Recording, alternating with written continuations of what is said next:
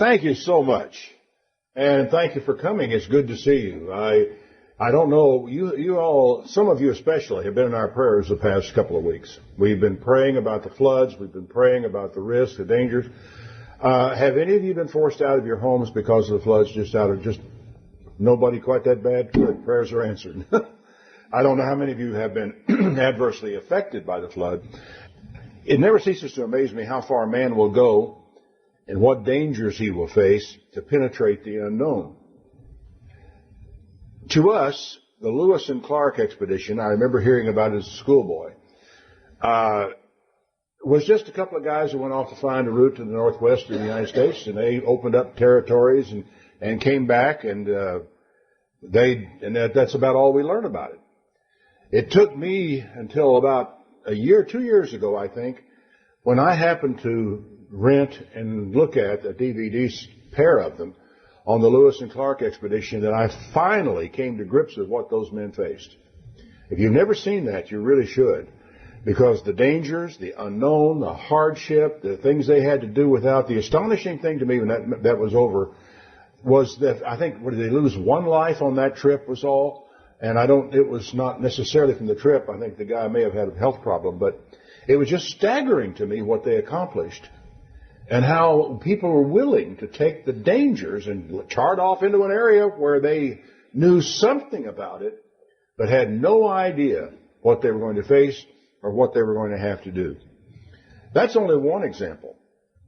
I was struck recently I happened to come across a statement about looking for the source of the Nile. I didn't realize it, but the Greeks and the Romans were the first ones to try to find their way to the source of the Nile River. And they went a long way up there, but they began to encounter problems that their technology or their willingness to go further wouldn't handle. And so they turned back without ever finding the headwaters of the Nile. From my armchair, I asked myself, who cares? The Nile it flows. It floods. It brings all kinds of new silt and soil in. We plant our crops, we eat, we raise our kids. Who cares where it comes from? Well, as a matter of vital curiosity, you might like to know, but to take the chances that would have to be taken to go find the source of the Nile. Of course, two other names enter our vocabulary at that point, Stanley and Livingstone, and the immortal phrase, Dr. Livingstone, I presume, all comes from that. It's really a fascinating thing. Then there was Christopher Columbus, who set out to sea, really on the theory that the earth was round instead of flat. And a lot of people who saw him sail out thought that was the last they would ever see of Christopher Columbus. They thought he would sail to the edge of the world, fall off the edge of the world, and that would be that. But he believed that the earth was round, and he thought he could sail due west, and find a new and quicker route to the Orient. Well, he found a much longer route to the Orient, but he discovered America, as we all know. And it was a tremendous thing. But you read that, but you don't necessarily understand the dangers, the risks, the possibility of failure. In fact, the belief at one point in time that they had failed. And I think just barely were they able to get the courage to go on and finally make the discovery, the world-changing discovery. Oh, it would have been made sometime later, I know, but nevertheless, I still marvel at men like these. Allie and I went to Jamestown on one of our trips east once. Went down to that little settlement of the first people who really created a settlement in that part of the world in the new country. And, you know, when you drive into that area, look around and say, what's the big deal about living here? But we have no idea the dangers those people faced living there. And the possibilities of sickness, the possibility of starvation, which they nearly did. It was a very, very dangerous thing they did in coming to the New World. But the thing that impressed it most upon my mind was when I went down to the dock where they had replicas of the ships that they came to this country in. And I walked out on the deck of one of those little boats. I say boats. I hesitate to call them ships. I would not be willing to sail across Table Rock Lake in one of those boats, much less the Atlantic Ocean. I've been across the Atlantic Ocean in an ocean liner. I went across in the SS United States. And the North Atlantic is a mean old sea for anybody to cross in any kind of boat. And for them to have to do it and the little thing that they had to work with, well, I'm impressed with the courage it took for these people to come here. Those boats were small and they were dangerous. Well, as if all this stuff was not enough, we had to go to the moon. You know, you think there's an Earth here to discover. We finally have basically mapped it out, discovered everything here. And there's a certain kind of man that still is not able to succeed. You've got to go to the moon. We want to set a goal for ourselves, said John Kennedy, to send a man to the moon, to land a man on the moon, and bring him back here safe and sound. And they did it 6 times. You know, it's easy to forget that. You think of that first landing on the moon, wonderful thing, and it's all faded back. And depending on how old you are, you may not really quite realize, unless you've just gone down that road, they went back there 6 times. And every time, the odds were pretty long about whether those guys would ever get back here or not. So I see that, and I ask myself, what on earth drives men to go to such lengths to explore the world and to take such appalling risks to do the thing that they did? Is it something that's in our DNA? Is it something in the nature of man? Is it something that as a category of people, now not as a given individual, but as a category of people, we can't deny? We have to go and we have to do these things. Now, if that is the case, you would expect there to be something in the Bible about that is what man is expected to do. And I thought, well, maybe we can find something in the account of the creation of man. Genesis chapter 1, verse 26. And God said, let us make man in our image, after our likeness. Let them have dominion over the fish of the sea, over the fowl of the air, over the cattle of the earth, and over every creeping thing that creeps upon the earth. So God made man in his own image. In the image of God created he him. Male and female created he them. And God blessed them and said to them, here comes the marvelous statement, be fruitful and multiply and replenish the earth. We all know those words. And subdue it and have dominion over the fish of the sea, the fowl of the air, over every living thing that moves on the planet. Man was to have dominion over them. Now, there are a couple of very strong Hebrew words in that. And the King James Version doesn't catch it. In fact, most of the others don't really catch it either. What God says to them, there are 2 words. The words are subdue and have dominion over. That's the Hebrew behind that. Essentially what he is saying is that man should conquer the earth and subjugate every living thing. In other words, this is not merely a statement that man will dominate. This is an instruction to man to dominate, which is a very different thing entirely. Now, make no mistake about this. The ownership, the rulership of this planet was not handed to man on a silver platter. It was not just handed over. It was just not just given. Man was going to have to fight for it. And this is an important thing I think we need to understand. He was to conquer this place. He was to overcome the obstacles and the challenges that this place presented for him. And frankly, it does seem to be in our DNA that we must overcome barriers, that we must surmount obstacles, and to borrow a phrase, to go where no man has gone before. Some of us just seem to have to do it. And I think that inclination is found in all of us. It's just that some of us are more risk averse than others, and some of us are just almost seem to have a death wish almost. We're going to face death, and I'm going to go out there, and I'm going to do it, and I'm going to die. Well, anyway, this has led us to the moon, and if we keep from destroying ourselves, it can take us to Mars and perhaps beyond. That preventing destroying ourselves may be the biggest obstacle of all. Now, I hasten to add, there's nothing in the Bible that says man was to conquer the solar system or beyond the solar system.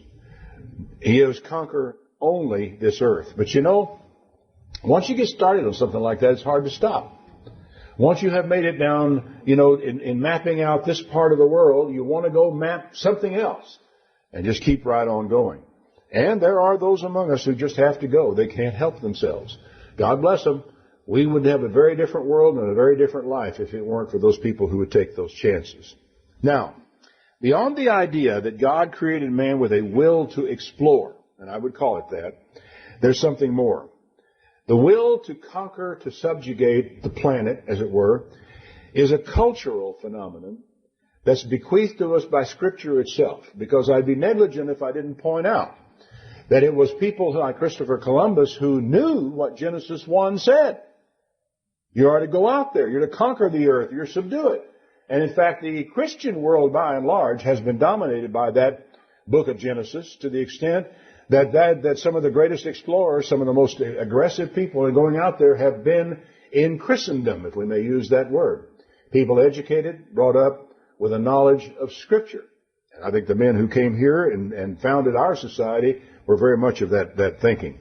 In our cultural tradition, the Bible has played a powerful role, and the central value of that commission, this commission is given to man, is central to our value system, and it's why people risk their lives in things like the search for the Nile and also the Northwest Passage.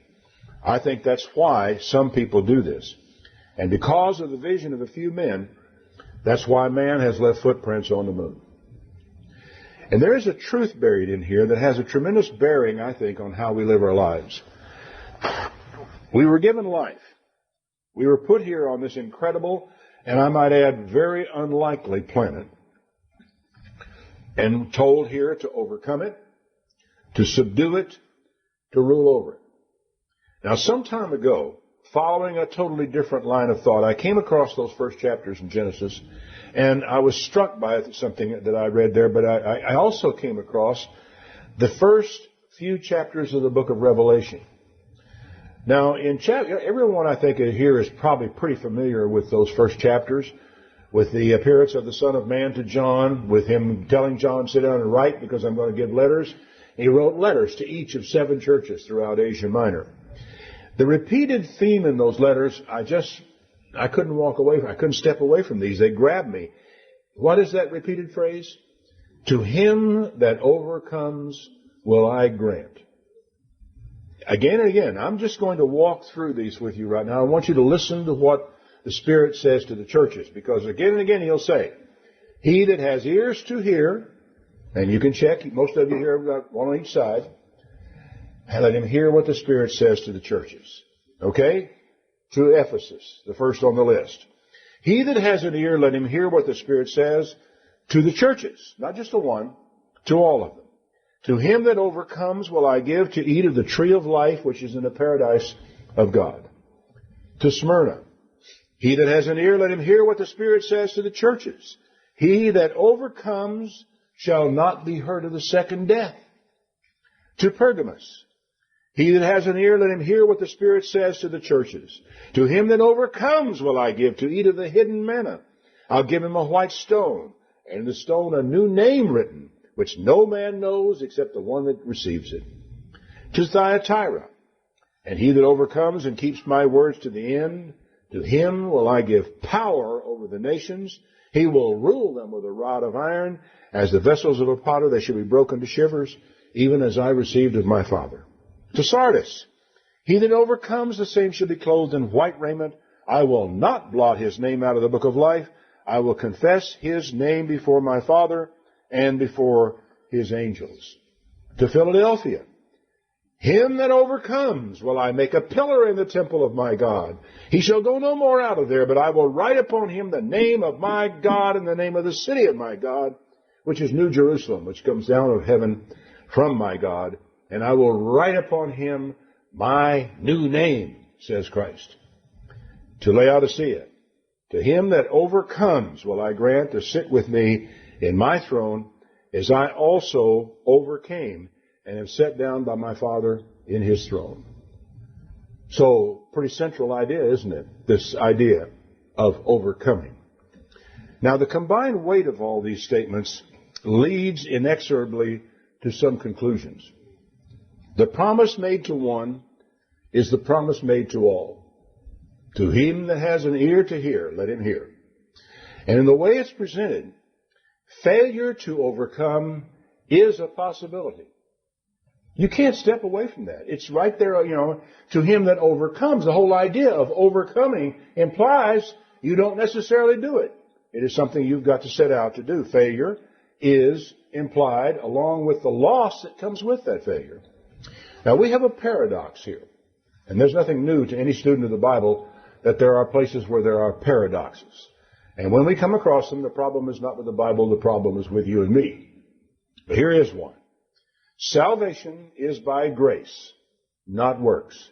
We know that. We can repeat it. We can toss it back and forth. It is fundamental to the Christian faith. Salvation is by grace, not of works. And here's the other side of the paradox. And yet something is required of us beyond the acceptance of the gift.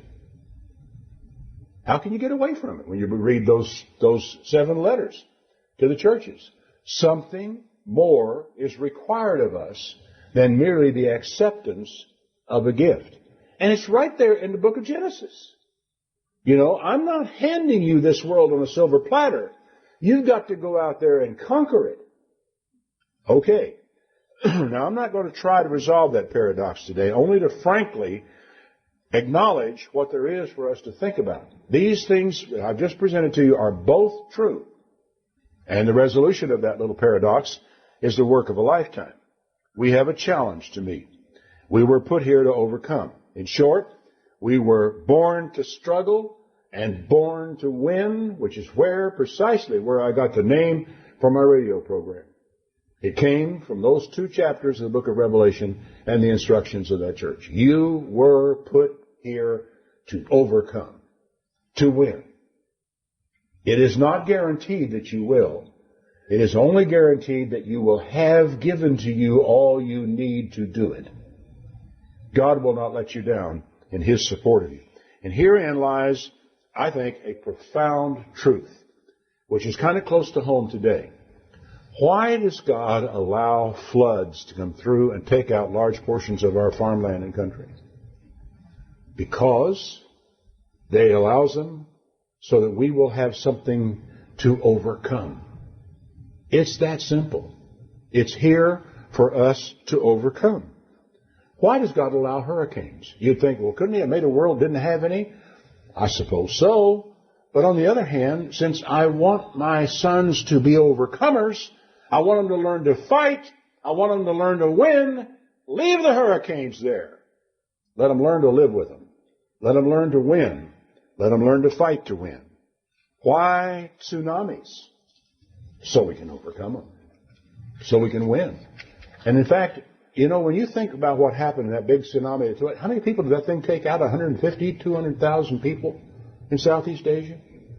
One of the greatest things about that was the response of other parts of the world to those poor people and the destruction that they had. I was listening to somebody talking about this on the air just recently, was saying we tend to focus too much. Whenever we hear on television, we hear that some little girl is lost. And it's a tragedy, and we're all concerned about this. What we need to realize and look at that time, as well as the little girl that's lost, is the hundreds, perhaps even thousands of people who leave their lives, who leave their children at home, and go out and go over hill and dale, valley and hill, wherever they have to go looking for that child. You know what's really fascinating about this country of ours? Our little doggie died while we were going to the feast one year. She disappeared, actually. By now I know she's dead, but she disappeared. We came home, our dog was gone. It seems strange in a way, but our entire subdivision, it seemed like, turned out searching for our little dog because their neighbor had lost a dog. It's the kind of people we are in this country, and it's a good thing that we are this way, because in the process we are overcoming adversity. We're facing up to it. We're dealing with it. Why does God allow cancer? So we can fight it, overcome it, and win. Struck a gentleman here today who is a 10-year cancer survivor, and it's really a marvelous thing to see how we do fight these battles. And you know, even death comes in this category. That eventually we are going to overcome death. But it does seem that the fighting of the battle is part of what we are put here for. And it's why no one can, in his right mind, can ever accept the idea that it's okay for a person to commit suicide because he's dying of cancer. No one can ever say that it's okay for a doctor, for the medical profession, to help a man take his life. Because in fact, these life-ending battles are a part of what we have to overcome. I remember something Paul wrote to the Philippians. I think it was the Philippians. He told them, that you don't need to be afraid in the adversities that are going to come upon you. I don't want you to be afraid. I want you to be strong. I want you to fight back. I want you to overcome. Because your lack of fear is an evident token of the perdition that's waiting for some other people. The fact that you're not afraid of them. That if you can face it and not be afraid, you have won. In God's eyes, you have won. And I think these things are really important for us to understand. Every adversity that comes our way. Why is it? Why me, Lord? Why not you? Why not you? Because each of us has our challenge. Each of us has our fight. Each of us has our battle. Why is the devil allowed to be here? You already know the answer, don't you? It's so we can overcome him. So we can defeat him. And defeating the devil is well within our grasp with God's help. It's something we have to do. In answer to the old question, why me, Lord? The answer will come back, because you are made in the image of God. That's why. And your challenge, like Jesus, is to overcome. Why not you? Do you expect everything to be handed to you? You just give it to you and just hand it over a silver platter? Not going to be that way, I'm sorry. Do you expect to be divinely healed of every case of flu? Divinely healed of every case of every headache that you get? Not going to happen. Sometimes it will. Sometimes it won't. The fact is, you have to overcome it. You have to learn to work in spite of it. You have to push yourself to get on down there and do the job. We had a woman, not a young woman, she'd been around a while. We were many years ago now in Tyler, working in our office. And she was diagnosed with terminal cancer. There was no question. She was dying. And I was kind of puzzled at first because she kept right on coming to work. And her job was a simple one, a job we could probably train you to do in 30 minutes. But she loved the work. She loved the people. And the last thing in the world she was going to do is lie at home and feel sorry for herself. She came to work as long as she could come to work. It was only when her body wouldn't go any longer that she was no longer there. You got to love that in a person who's willing to just keep on overcoming. Now I want you to think about something in Hebrews chapter 11. Hebrews chapter 11 and verse 32. He's already hung out a lot of stuff in this chapter about faith, about the importance of facing the challenges of life with faith. What does that mean anyway? Well, he comes down to verse 32 and he says, what am I going to say more than that? For the time would fail to tell of Gideon, Barak, Samson, Jephthah, of David also, and Samuel and the prophets, who through faith subdued kingdoms. Now there's something you got to keep in mind on this. Faith is not as abstract, I think, as sometimes we think it is.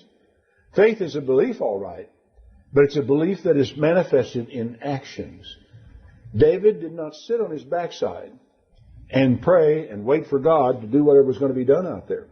He asked God, shall I go against them, before he went?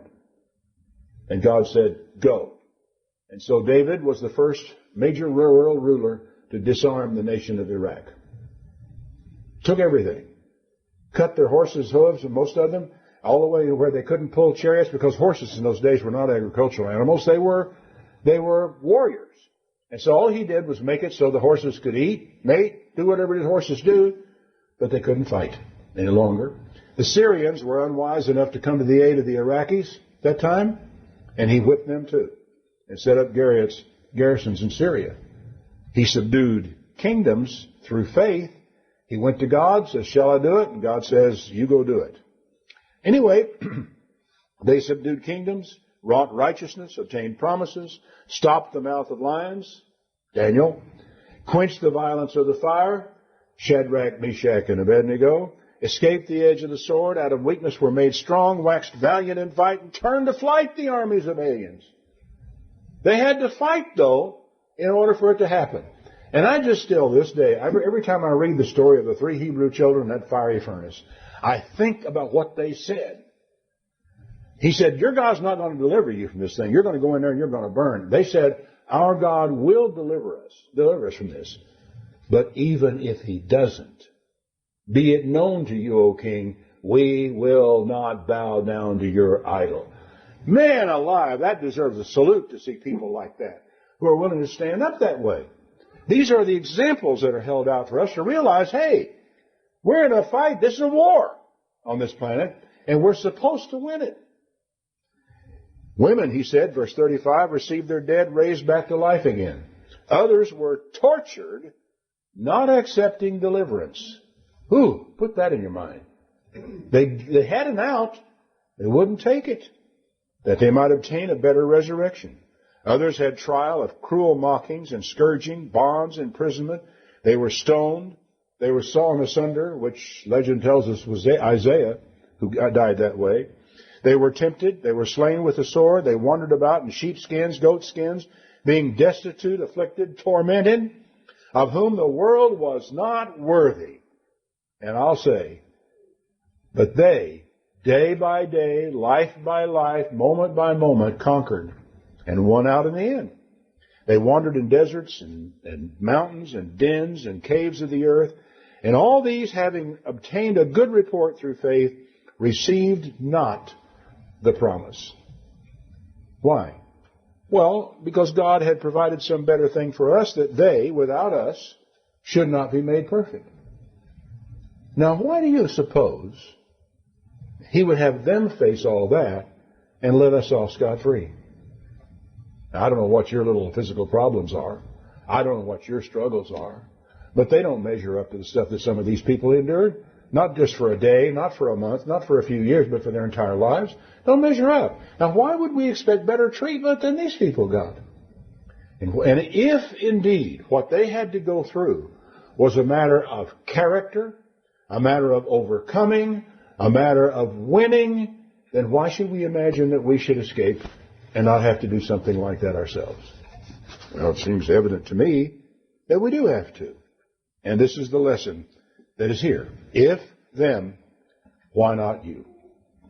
If it was their job, or it was their job to overcome in the winning, and sometimes in the winning, they laid down their lives unafraid. Like Paul said, if you face your enemies without fear, you have already won. We have a great example of Jesus at the Last Supper. He said in John 16, verse 32, behold, the hour comes, yea, is now come, that you're going to be scattered every man to his own and leave me alone. But I'm not alone, because the Father is with me. These things have I spoken to you, that in me you might have peace. In the world you will have tribulation. Now, do you believe him? Well, then why moan and groan when it comes? In the world you will have tribulation, but be of good cheer. I have overcome the world. But that doesn't mean that you aren't going to have to do it too. It's just that the pathway is made open. The strength is there. The power to do it is there. In Romans, the Apostle Paul wrote, chapter 12, verse 19, dearly beloved, avenge not yourselves, but rather give place to wrath. For it is written, vengeance is mine, I will repay, saith the Lord. Therefore, if your enemy hungers, feed him. This is a part of overcoming your enemy. If he thirsts, give him drink. For in so doing, you will heap coals of fire on his head. And then he makes this profound statement. Be not overcome of evil, but overcome evil with good. I can't think of a greater challenge than that. I really can't. Of that particular thing, don't let it get the better of you. You overcome it. You win, and do it by doing it with good. John wrote in one of his letters, 1 John chapter 2, verse 13, I write to you, fathers, because you have known him that is from the beginning. I write to you, young men, because you have overcome the wicked one. Wow. You've won already with the wicked one. And you know, the truth is, most of us have to.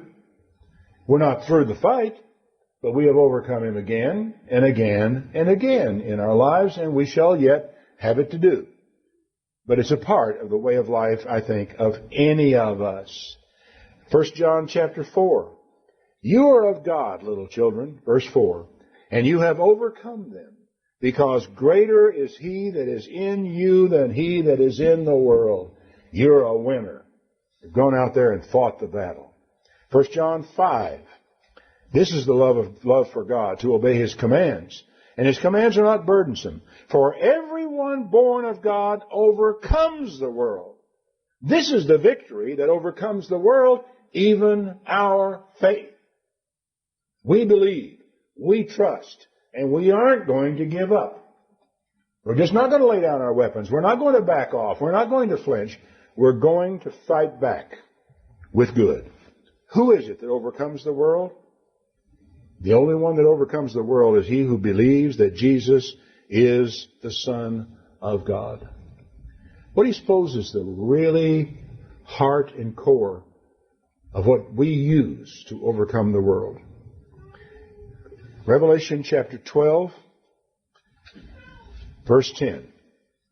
I heard a loud voice saying, now has come salvation and strength, and the kingdom of our God and the power of His Christ, for the accuser of our brethren is cast down, who accused them before our Lord our God day and night.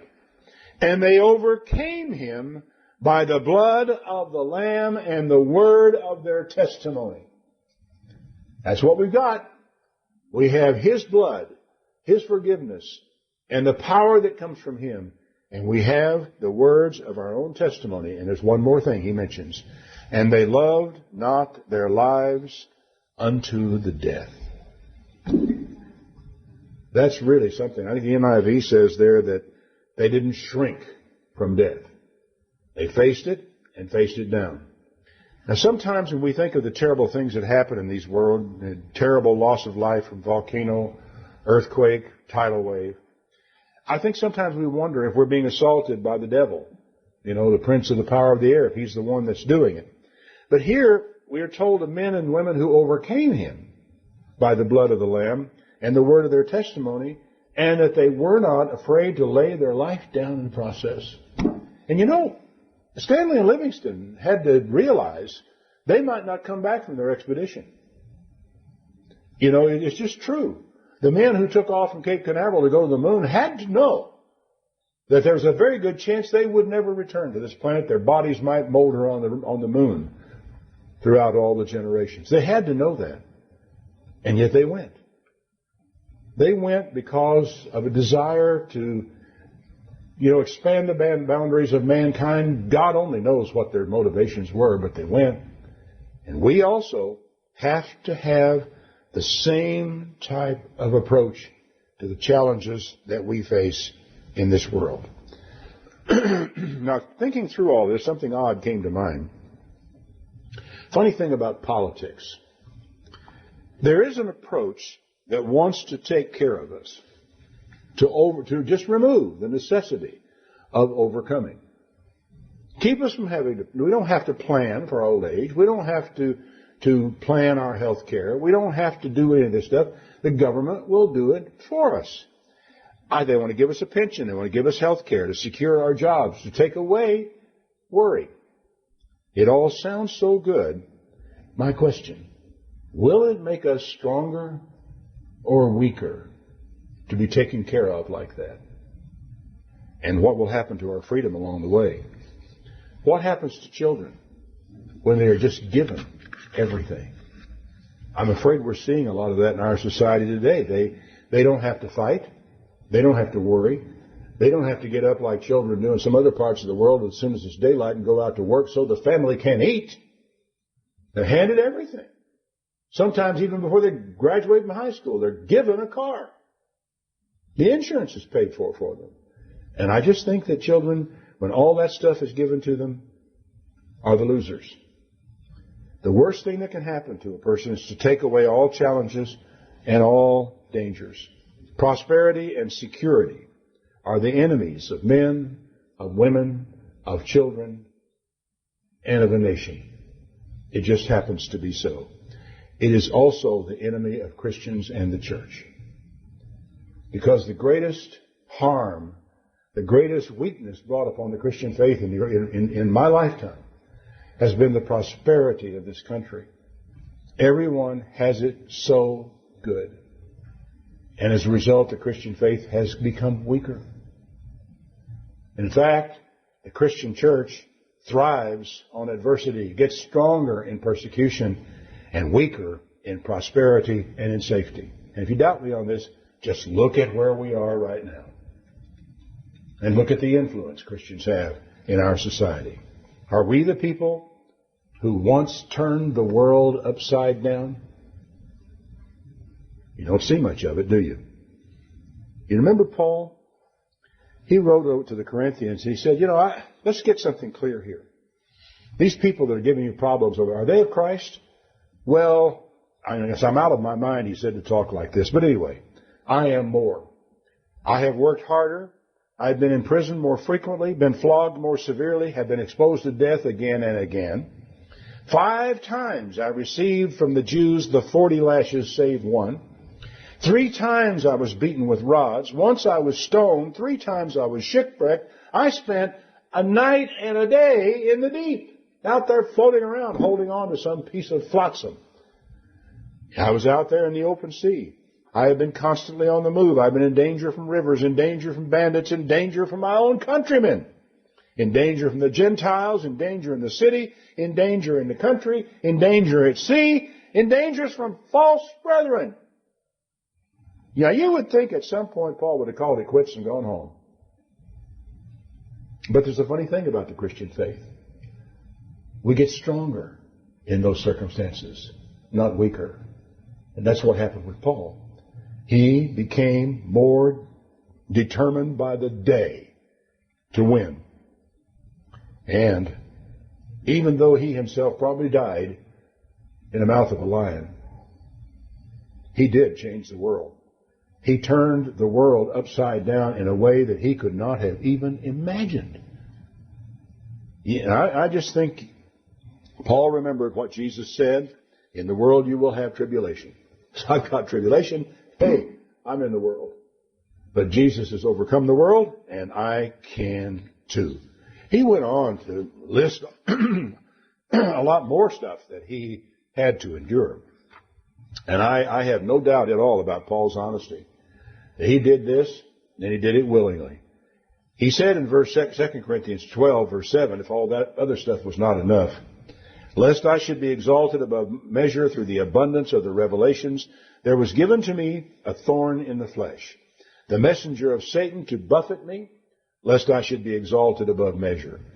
Now, I don't know what he meant by this. Commentators speculated great length as to what his thorn in the flesh might have been. Did he mean worries cast on him in the night while he needed to sleep? It could be.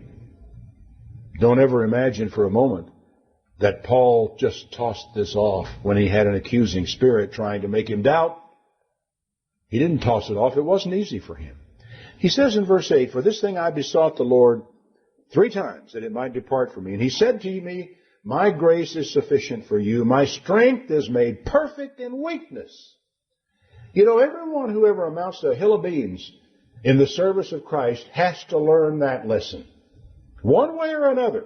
You won't know what the ways in which it took place are, but the person who's there knows it all too well.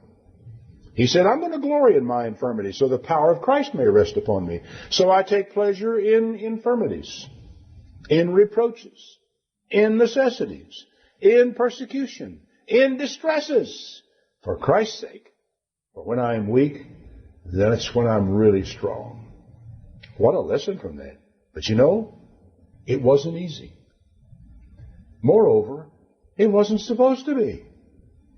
It wasn't supposed to be. Now, some fool will ask, why doesn't God take better care of his servants? Why aren't they healed when they're sick? Why do they suffer loss? He does take care of us. Like a good commander, he prepares us for the hardship of the road. If you haven't ever read Tommy Frank's biography, American Soldier, it's an awfully good read. Because here is a man, a fine general, who really loved his men. And the man who loves them, the general who loves them, does not hold them back from battle. He doesn't protect them from harm except in preparing them for the battle, in preparing for the fact that some of them are going to die, in preparing for the fact that those who die will be honored when they are brought home, in preparing for the fact that those who are wounded will be taken care of with great love, great care, and the best that our country has got to offer. A good commander prepares his men for the danger. He prepares them for the hardship of the road. That's what a good commander does. He trains us. He sends us encouragement along the way. He doesn't call us, Jesus doesn't, merely to save our miserable hides. You know, this was something that came a little slow to me, but it was a long time ago when it finally did, but I've never forgotten it to this day. God does not call us to save our hide. He calls us to spend us in His service. Paul uses that kind of an expression. He says, I will gladly spend and be spent for you. And the one doing the spending is God. Like a good commander, He sends us in harm's way. But He does it for a reason. He does it to win. And He shares with us the danger. He shares with us the fear and the worry. For in all this, we are sent to overcome and to win. Really an important idea here. We were born to win. But then emerges another question. Why? For what? When you think of the character that is built by the struggles that we go through, the hardships that we endure, what is that character needed? What's it for? Well, it's for the family. It's for the family of God. It is for the creation. Romans, Paul says that the whole creation groans and travails in pain until now, waiting for the manifestation of the sons of God. We're training for that. But what does that mean? We are training for, building character for, the work that God has in store for us. Paul said, 1 Corinthians 2, verse 9, as it is written, eye has not seen, nor ear heard, neither has entered into the heart of a man the things which God has prepared for them that love Him. Think about that now. He said, eye has not seen, ear has not heard. You haven't even imagined the things that God has in store. God has revealed them to us by His Spirit, for the Spirit searches all things, yea, the deep things of God. What might those things be? For what is this painful education endured? I don't know. I can't even imagine. Well, I can kind of imagine, but I know I'm not even getting close to it. There's one article of faith that I think we can hold on to. We were given life for a purpose. God has a goal in mind. And that goal for you and me is out of sight. We can see it out to a certain level. We can see the kingdom of God. We can see rulership over cities. We can see lots of stuff. But we don't see it all. I think we have to understand that this goal is so high, so far-reaching, that it justifies all the suffering. It justifies all of the loss that we have to endure. There's a universe out there that is so big, it defies the imagination. There are stars innumerable. Every one of those stars is a sun. Many of them have planets similar to our own. And there are times it makes me wonder if the King James boys got it right and all the rest of them later have gotten it wrong. With that one little verse in Isaiah, chapter 51, verse 16. I have put my words in your mouth. I have covered you with the shadow of my hand, that I may plant the heavens and lay the foundations of the earth and say to Zion, you are my people.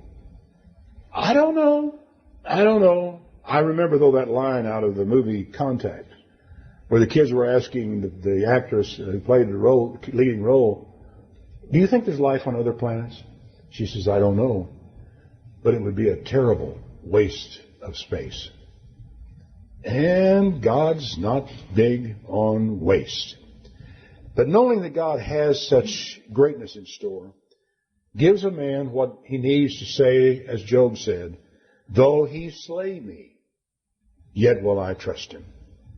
How so? Well, because we are, after all is said and done, born to win.